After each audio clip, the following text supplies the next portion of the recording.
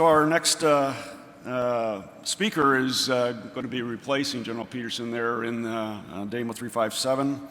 Brigadier General Frank Tate has been doing yeoman's work in a very unusual billet as Deputy Chief of Staff for Operations with the Multi-Corps Northeast, and that's in the North Atlantic Treaty Organization located in Poland. So we'd like to have him give us some insights about what's happening in Eastern Europe. Frank? Thanks, sir. Good morning. First, I'd like to take a moment to say thanks to General Sinclair and all of the Quad A board and staff, as well as the staff of the Gaylord for this fantastic venue. It's good to be back here in Nashville. I've also promised General Hodges that before I talked about what's going on in Europe, that I would show his command video, because as he freely admits, he often sits at home on the couch and watches it alone. That's how much he likes it. So if we can go ahead and kick off with the command video, please.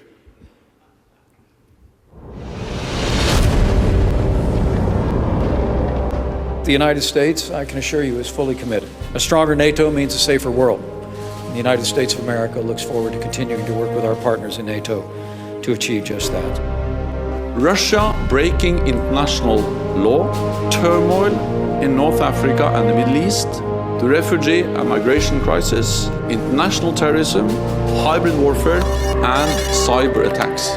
These are pressing challenges requiring unity and resolve and a strong transatlantic bond. All right, let's go. NATO is united. We stand together as one. You're good. And an attack on one ally will be considered an attack against us all.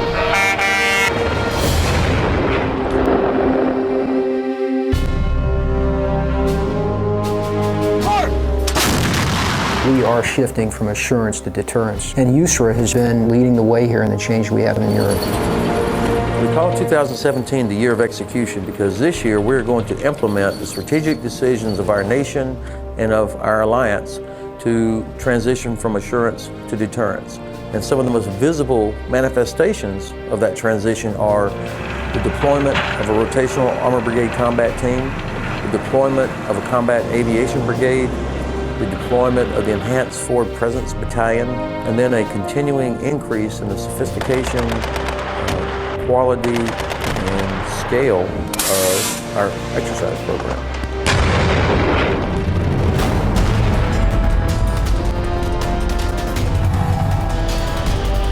We expect as a team at every level to learn every day. We expect to build our overall capability, and it's already an incredibly capable, strong, and lethal force. We'll only get better over the course of the next 9 months. Europe doesn't have a complete CAV anymore, so we're going to provide that gap, and part of a combined arms team be able to increase the overall turn effect that we're going to have here in Europe. Army Reserves and National Guard units are the lifeblood of making 30,000 soldiers look like 300,000 soldiers, and they are working and training with our multinational partners and allies here in Europe. This is the way we're going to fight conflicts in the future. So if we're going to fight this way, we need to train this way. We know that we need each other, but we know also that we can rely on each other. We've experienced that in many missions where we have been working and fighting shoulder by shoulder. Have that ability to project that combat power, ultimately deter any aggression.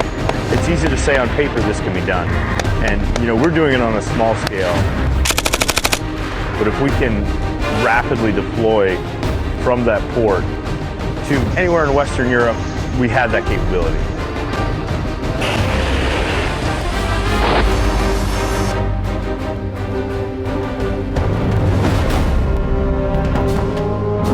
It is critically important that our junior leaders be able to work with our allies and our partners to practice their trade, to excel beyond what they consider to be their capabilities, because we challenge them at every turn to be leaders. I'm only a private, and I get to do a lot of stuff that, some people who are more higher ranking than me have never done before. It's important that we are ready, always ready. Readiness means today that we act multinational, together and integrated.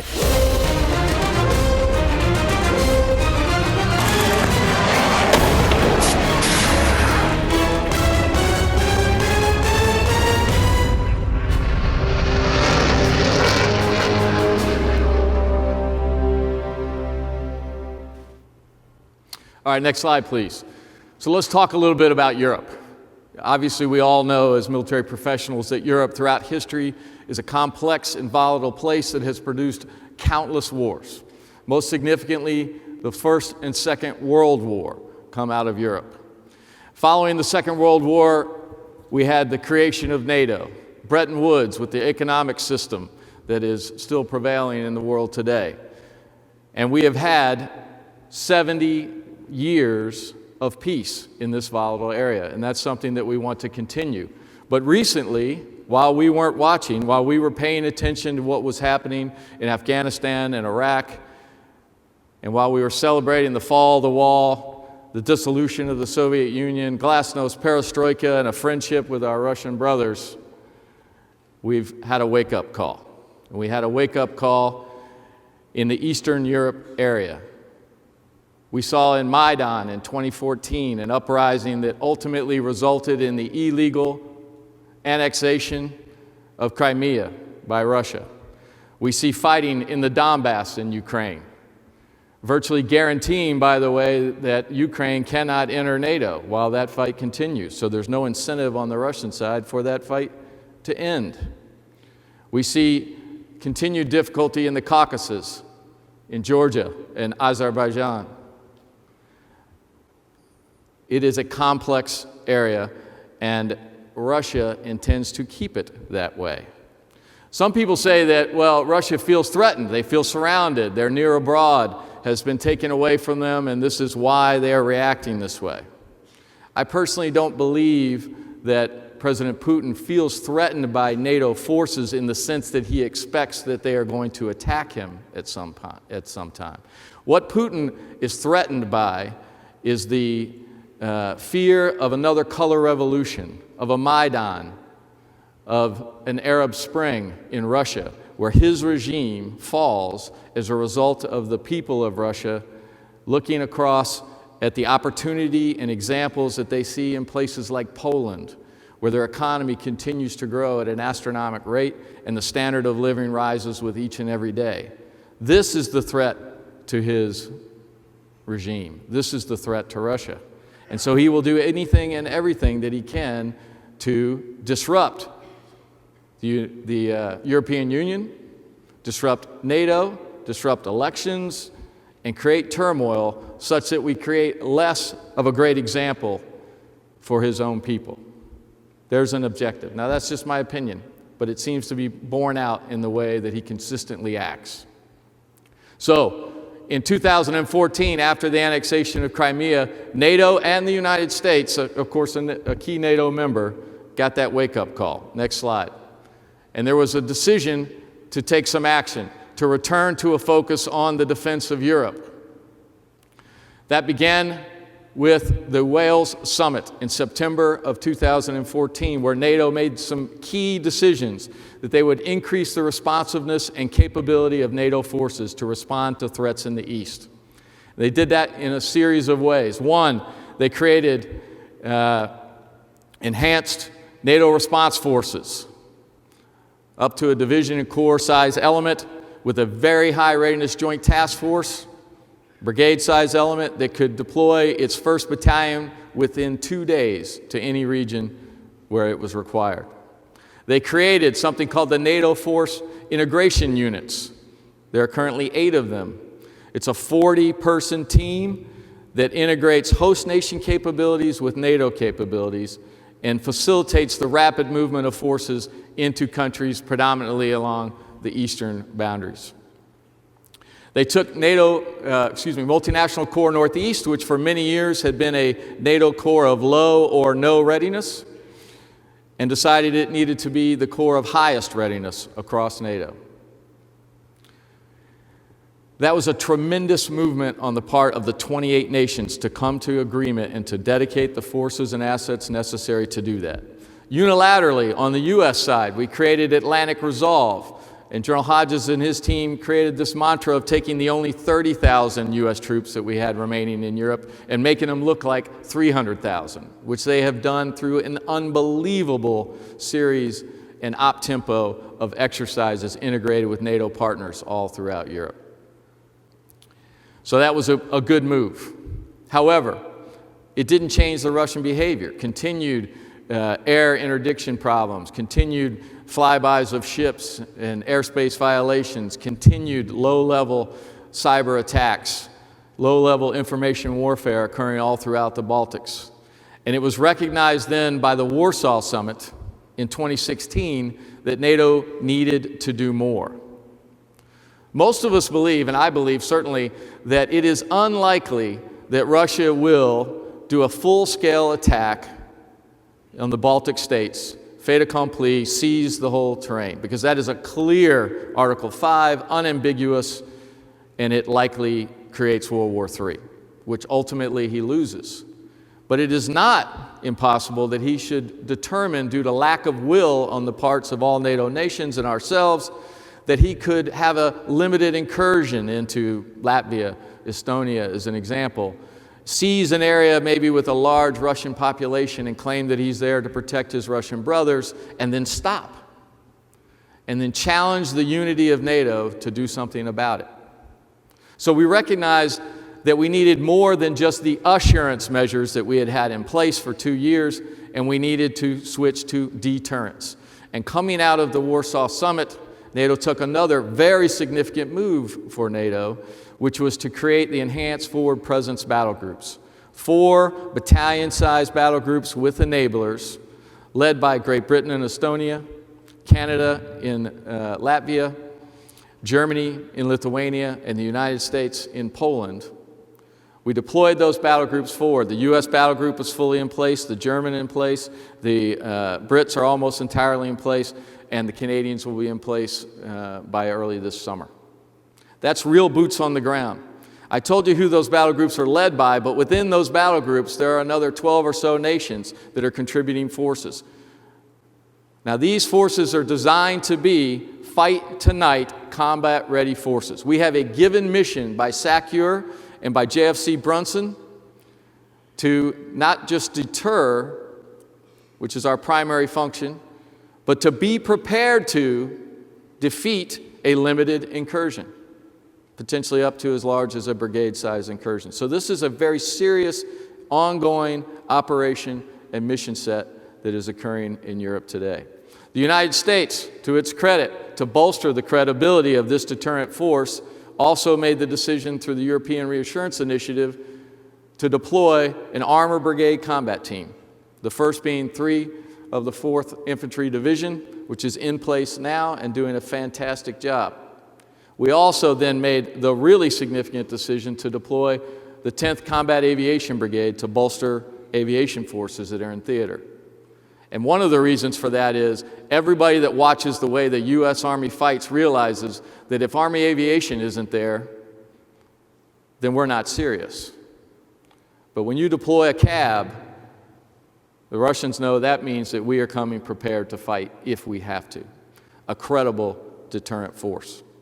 So this is what's occurring and ongoing right now in 17. And 17 then becomes the year of execution as these battle groups get into place. And we start to demonstrate a credible force and credible deterrence.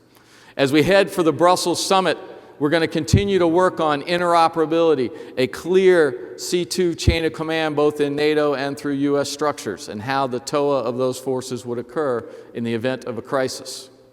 And over a series of exercises, and I'll show you some of them, again, we'll demonstrate to our potential adversary that it is not in his interest to try even a limited incursion. We will work from Brussels on also on developing a Schengen zone for military forces, and I'll talk more about that in a second. So let's go next slide. Challenges for aviation in Europe. Look at the size of it. Look at the distances that we're talking about. Think about the weather in Europe. You know, for many years we've gotten used to flying and operating in desert environments which have their own unique challenges, but also provide, 340 or so flyable days every year. They give us they play to many of our advantages and many of our capabilities. The threat that we face in those fights in Afghanistan, Iraq, and other parts of the world with much lower air defense capabilities, much lower densities of forces, much lower levels of fires so that we can have secure FOBs and whatnot. All of those things are not likely to exist in a high-intensity conflict in Europe. So these are the things that we must prepare for. We will prepare for it through the series of exercises that you see there, 54 exercises in 17 alone that Army Aviation will participate. 54.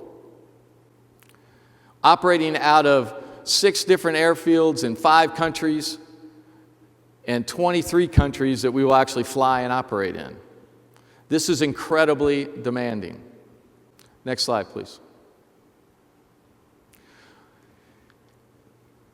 We made some tough decisions a few years ago when we had sequestration first kick in and we had to draw down the size of aviation, and nobody liked it. General Odierno didn't like it. Nobody liked it. It was ironic that we were talking about drawing down cabs at the very same time that we were standing up the 16th cab. And we were standing it up because of a recognition of the 1-to-1 or even less than 1-to-1 op tempo that we had been maintaining. And oh, by the way, we are still maintaining. This is not an army at peace. And the 12th cab was one of the losses. We managed to fight and keep at least 2 battalions worth of GSAB and an ARB in Europe, and a tiny portion of a cab staff. And we have Colonel Muddy Waters here today. He's the 12th Cab Commander, and with that small force has done absolutely extraordinary work to help set the theater and provide aviation support. But as we switched, not only as NATO but as the U.S., from an assurance force to a deterrence force, there was just no way that the assets that Muddy had were going to be enough to provide that credible deterrent. And a key decision was made, again, to deploy the 10th Cab. And Muddy's then medal changed, and his responsibilities changed. Of course, he still commands and controls his 2 battalions and uses them all over Europe in key and important roles. But he's also got to conduct theater aviation integration. And he, on his own initiative, without being told by anybody else, started off by having major summits with all rotary wing aviation forces in NATO and anywhere else in Europe all come together in Garmisch, which, by the way, if you've been watching those Edelweiss commercials for the last 10 years while you were deployed, it's just as good as it looks on the video. So you should try and get there.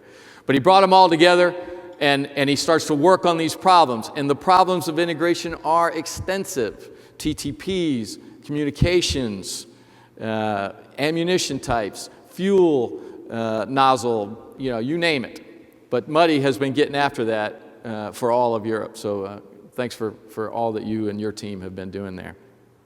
And then he's got to set the theater for infrastructure. Now, it seems like that would be easy. You say, well, we had 300,000 troops and multiple aviation brigades in Europe. What's to set? The theater is set. We've got everything we need. Well, we gave up much of that real estate and terrain. It is not there. And we didn't just give it up to, say, the German army so that it's still there for them. It was given up entirely because the German army also drew down and gave up a lot of these facilities.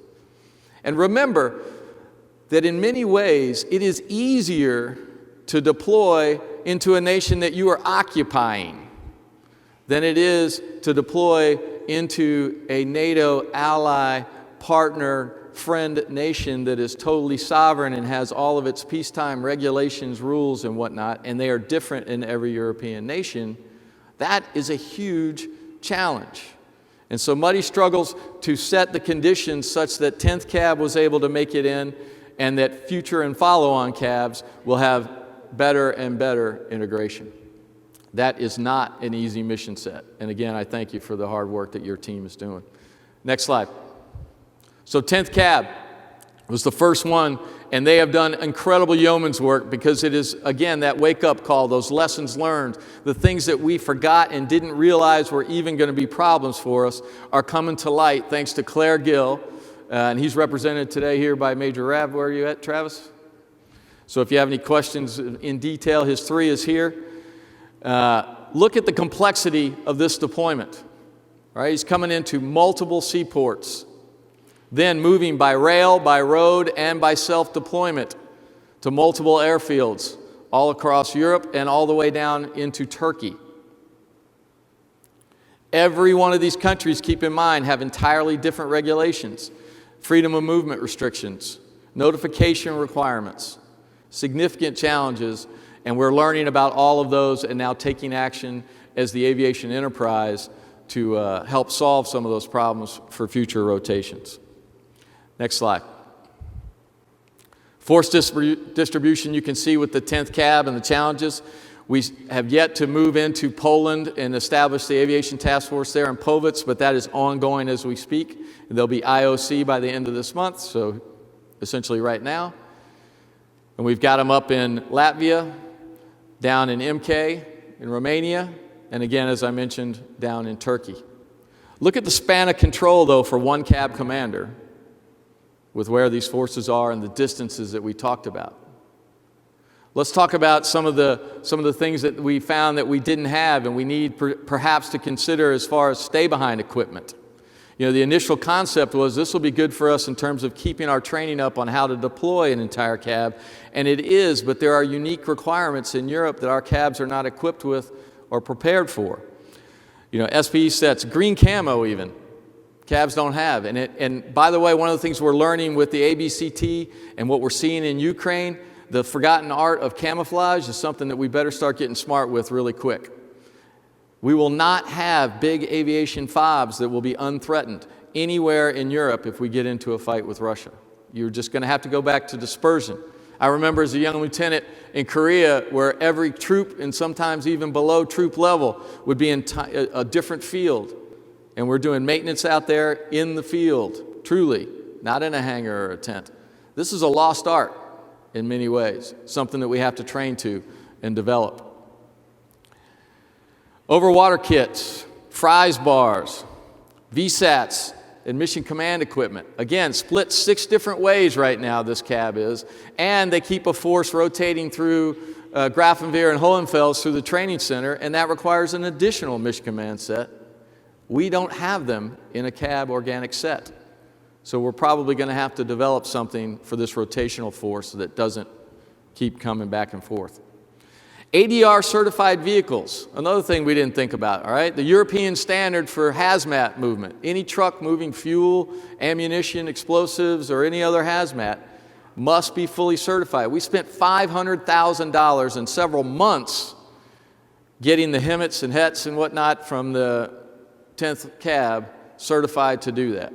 Is it going to make sense for us to then send those back and do the same for the follow-on cab?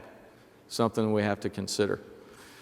Again, remember, you're in their sovereign country. These rules do not get waived and do not get thrown away until there is a NED or a deployment order for combat by NATO. So you can expect to deploy under peacetime regulations, and you must plan for that and prepare for that. UH-60s, lack of RNAV. RNAV is the standard for instrument flight throughout Europe. So I know that PM is working a great federated solution that's going to work for us by August, I think. But again, are we going to rotate and then we're going to start kitting up every set of UH-60 mics that deploy to Europe with this, or are we going to end up have to have a forward deployed force? Something for the enterprise to consider. CH-47s, lack of blade de-ice. For a lot of good reasons, we didn't go with blade de-ice on the CH-47 fleet. But as you know, in Europe, unlike Afghanistan or Iraq, there are many, many days a year with fog, low clouds, icing conditions, and the inability to fly into that significantly limits Army Aviation's ability to provide what it needs to provide to the troops on the ground. And shortage of blade folding kits for AH-64. I know AMCOM's working that piece. It's been an ongoing issue. But these are all issues that are coming up, and there's a lot more at the lower level. Claire Gill did a tremendous job in his AAR after the RSO&M process of what they needed to fix internally, what we need to fix in U.S. Army Europe, what Muddy is going to help fix for the next cab, but then also a few nuggets to bring up to the rest of the enterprise to provide those solutions, to make sure that the speed of assembly that we can achieve, the ability to bring forces together at the point where they are needed on a potential battlefield, preferably before it becomes a battlefield, to deter and prevent that battle, are things that we have to work on. Next slide. Next slide, please. Freedom of movement. This is another struggle. For the last 2-3 years, we've been working mightily on freedom of movement issues for ground combat vehicles and ground forces. What we didn't fully recognize until the 10th Cab came was how much of a problem that still remains for us in the air as well. We made huge progress on the ground, although we're not where we want to be. When I arrived in Poland 2 years ago, in order to move a military vehicle across the border from Germany into Poland, you needed to provide 28 days advance notice, 28 working days, so actually much more than 28 days. We've gotten that down now for VJTF forces and other known exercises to 3 days, 3 working days, so that's significantly better. But that's not yet a standard across all of Eastern Europe or across all of Europe. General Hodges talks about the Schengen zone. If you're not familiar with Europe or the Schengen zone, that is what the EU has for EU members to move around inside of Europe without a passport or any other special permissions. It makes it extraordinarily easy to move about in Europe. A system which, by the way, is slightly under threat right now with the refugee crisis and the other issues and terrorism events that have been occurring in Europe. There's a growing desire in some nations to close borders again. Now, I hope that that does not become the case, because it will only further make difficult our problems on the military side. So the Schengen zone still exists for individuals moving about through Europe, but we need that same capability if we're going to be able to rapidly bring forces in the NATO alliance, including U.S. forces, through Europe to the place and the time where they are needed. And aviation, you can see from those timetables, is another example. That does not allow, these times does not allow Army aviation to do what it needs to do to support the soldier on the ground. So these are just a few of examples of the struggles that we are going through right now. Progress is being made in all of these fields. The enterprise has been tremendously responsive. General Gabriel, General Gaylor were just out in Europe, and they traveled around, met with Claire, and saw what the issues were, and are coming back and are putting those solutions in place. But that's what we have to keep working on. Next slide. At the end of the day, it's about deterrence.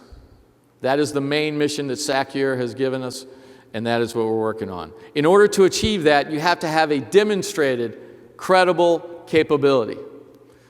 We like to show charts in NATO as an example that shows the total number of men and women under arms, the total number of tanks, et cetera, et cetera, et cetera. Well, none of that means anything unless you can demonstrate the ability to get them where they need to be aggregated on the battlefield with an effective command and control system, with interoperability, with unity of effort and unity of purpose. And so that's what we have to demonstrate with these EFP battle groups and with U.S. forces that are operating in Eastern Europe. Then we have to demonstrate the will to use this capability. Now, this is a political issue, but we must demonstrate unity and will to use. We all live in open democracies and open societies, but the more we have a public debate where there's a discussion about whether we would or would not react to an attack on a NATO member nation in the East, the more it hurts our overall deterrent capability. And it makes possible for Putin to make a mistake in his judgment about whether or not to do something that he thinks might be able to break NATO. We must show that unity and that will. And lastly, speed. At the end of the day, on the military front, it's all about speed. Speed of recognition, recognizing what the threat is. Much of what we will do will be based on our ability to bring forces together.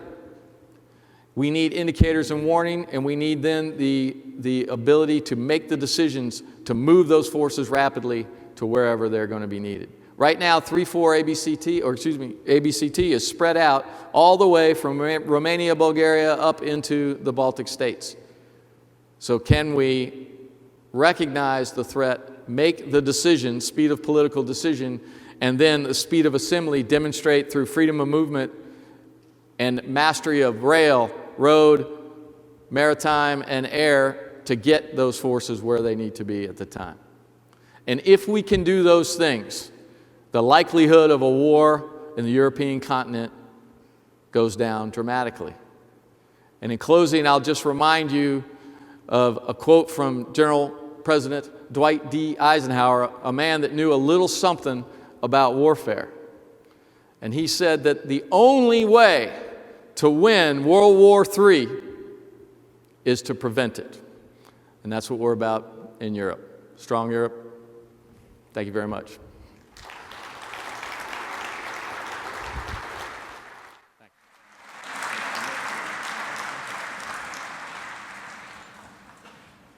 And again, General Tate, thanks for a great and eye-opening presentation, but also thanks for almost 2 years of hard work there in Poland, doing a really difficult job in the NATO context. So we wish you the best as you clean up and finish off there and move on to the Army staff.